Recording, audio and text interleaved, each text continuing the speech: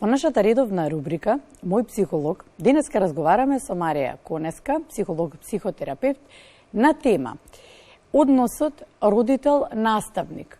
Колку родителите знаат да бидат трпеливи и да остават образовниот систем да си ја заврши својата работа. А од друга страна, образовниот систем дали си ја завршува онака како што треба својата работа. Според праксата, според случаите на терен, Марија Конеска, во продолжение, добро утро. Добро утро и добро ве најдов.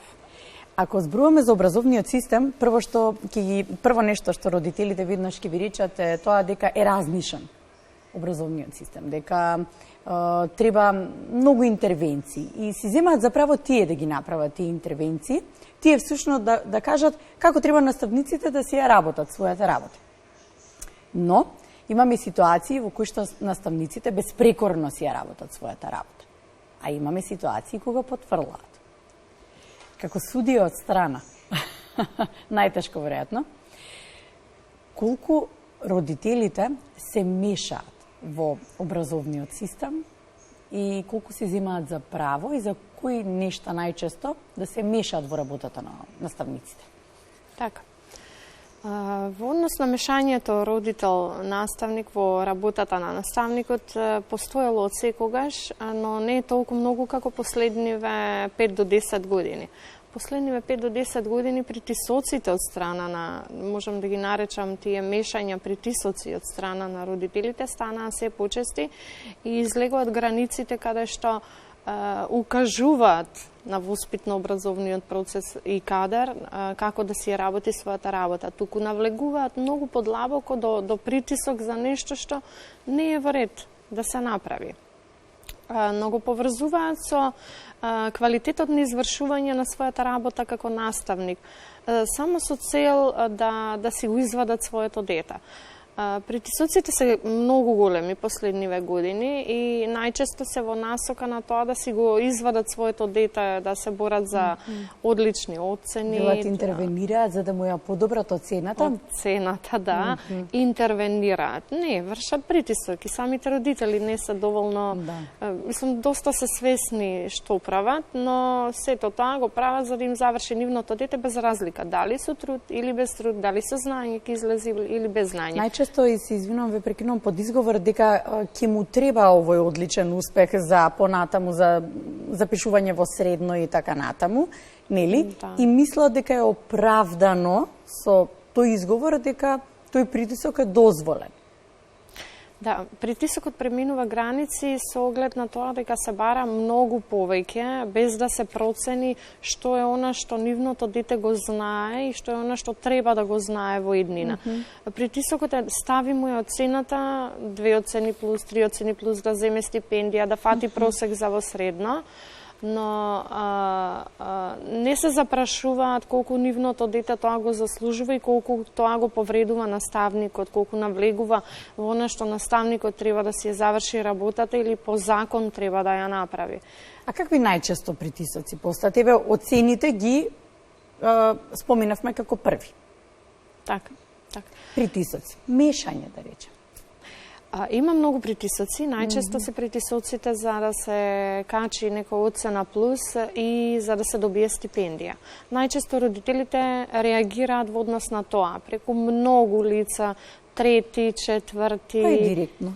И директно реагираат, му треба, доста се фини на почетокот, сето тоа е фино кажано, ве молам детето понатаму ќе си продолжи, ќе се покаже, му треба за ова, му треба за она. Ние тоа го гледаме секојдневно во нашата работа и наставниците.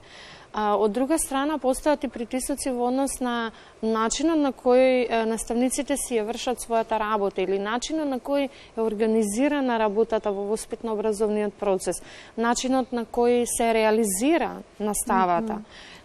Не е во ред, вака треба, така треба, и му кажуваат на кој начин треба, не дека да организираат наставата. Сега, не дека во некој случај немаат право, но сепак е притисок врз наставникот и воспитно-образовниот процес. Сега ќе зборуваме подоцна за тоа кога имаат право, кога не, но ајде еве кога зборуваме за овие директни мешања, како реагира наставникот? според вашата пракса и работата си? Така.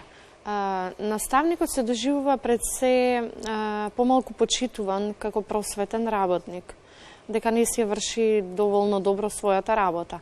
И многу пати и го доведува во прашање докаде, колку и како си ја врши својата работа, да се докажува.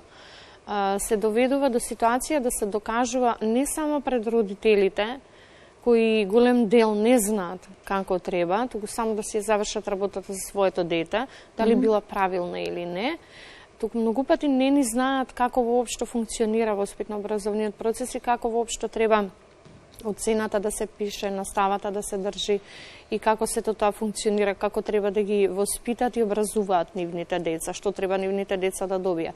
Така да се чувствуваат непочитувани и реагираат кога притисокот станува се поголем и поголем, особено во средните училишта, имаме доста голем притисок за стипендии секоја следна година. Наставниците после одреден подолг период на притисок реагираат и бурно. Добро, што веќе бараш кога погледни си го прво своето дете.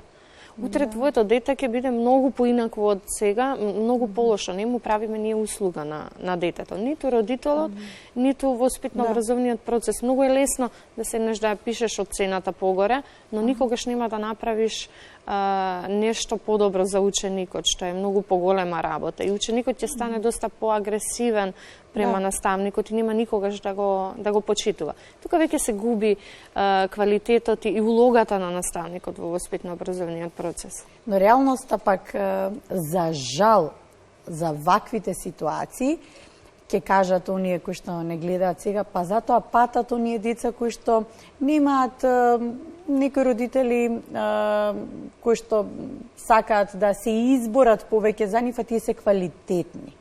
А тие ги заслужуваат сите петки. И тие работат напорно за да ги имаат сите петки и работат напорно за да ги исполнат сите услови за стипендија, но ќе бидат во втор ред затоа што некој, да речем, бил повлијателен, па своето дете кое заслужувало помалку го оставил во преден план.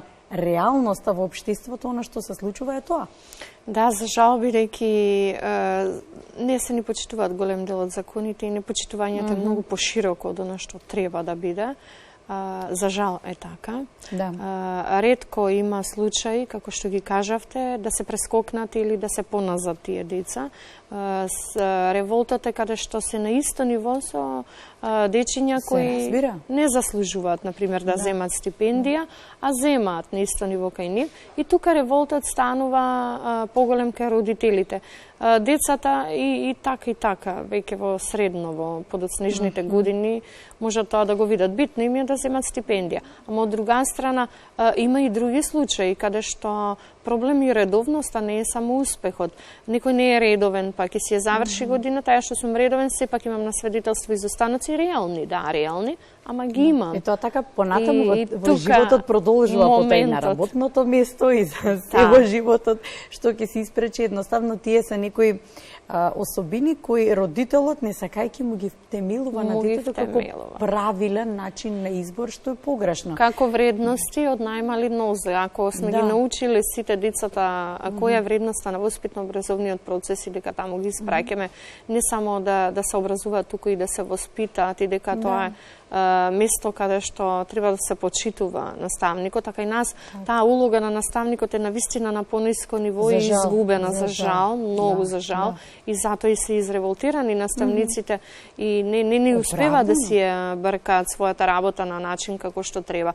Се од друга страна немаме ни доволно квалитет во голем. Мислам дека тоа би се... И тоа е веќе и друга приказна. Тоа е друга приказна, ќе отидеме во друга тема, но мислам дека сето тоа би се променило доколку едноставно родителите дадат поддршка на наставниците.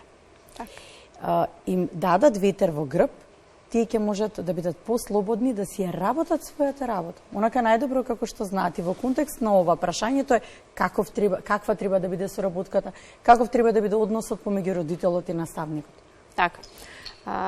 Најчесто родителите влегуваат во соработка, да кажам, во наводници соработка со наставникот кога му треба нешто.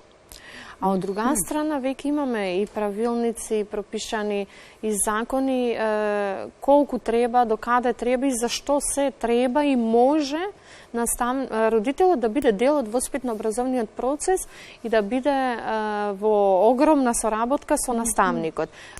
Толку е отворен воспитно-образовниот процес кон родителите, ама родителите не ги следат оние работи каде што можат да дадат, туку каде што можат да земат најчесто. Секако мислејќи во прилог на своите деца. Како што кажав, најчесто се обраќаат кога нешто им треба за нивното дете.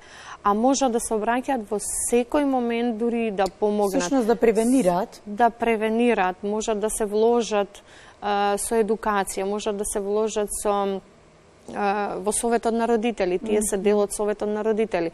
Секојдневно можат да одржуваат комуникација со секој од воспитно-образовниот процес, и со стручни лица, и со секој ден наставник, секојдневно има многу отворени денови. Секој ден наставник, негова работна задача е да е отворен тука за да им укаже секојдневно што се случува со нивното дете и да се помогне заеднички, да се води детето на соодветен правилен пат. И не ги користат сите тие ресурси кои ги имаат, или вложување во проекти, вложување во други активности и целосна комуникација со воспитно-образовниот процес може да бидат дел од часовите, да бидат тука, дури и постојано. Но сето тоа не го користат само кога им треба нешто тука. Се кога ќе ги повикаме, не се. На крајот да го заокружиме разговорот, како би се подобрила оваа комуникација всушност и дел од она што го посочувате како погрешно, може би ако се направи спротивното, тоа ќе биде клучот за да се подобри комуникација. Многу примеси се битни во овој дел.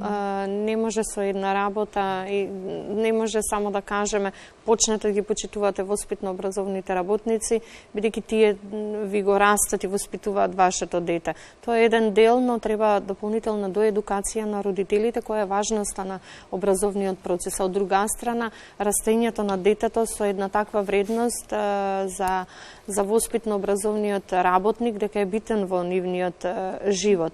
Но би се подобриле со подигнување на свесноста пред се, најпрво кај родителите, а потоа и кај нивните деца, кај учениците, која е вредноста на наставникот. Исто така многу битна работа, многу подлабока, која не зависи само од нас како индивидуи, да се покрене вредноста на просветните работници, да се покрене не само во квалитативен дел, туку и воопшто од страна на државата, која е нивната важност во животот на децата и на растењето на една личност. Благодарам, Марија. Се надевам дека родители не гледаа утринава пред се, затоа што некако и до нив го упативме најголемиот апел. Широка е темата. Споминавме во еден контекст дека е навистина широка, дали всушност сето ова е овозможено од образовниот систем. Вие долги години ја следите работата како бил некогаш, како е сега, па мислам дека треба следно да се видиме и на таа тема. Така, многу ви благодарам и вас. Се надевам дека мал дел со оваа тема допревме и до родителите и до наставниците.